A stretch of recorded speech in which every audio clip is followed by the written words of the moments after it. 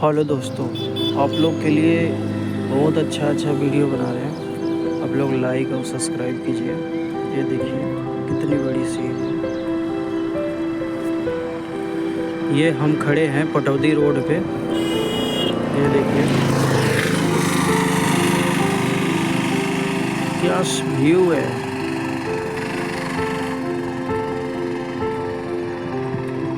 दोस्तों आप लोग लाइक और सब्सक्राइब कीजिए और शेयर कीजिए। कमेंट बॉक्स में बताइए कैसा है ये पटौदी वाले रोड।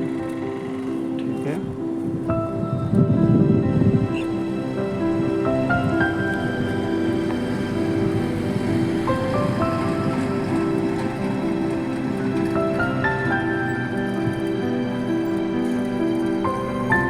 ये देखिए बादल किस तरीके से हो रखा है।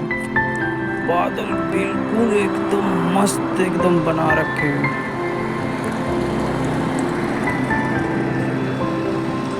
क्या सीन है दोस्तों, एकदम पूरा गांव है ये। तो लोग देखिए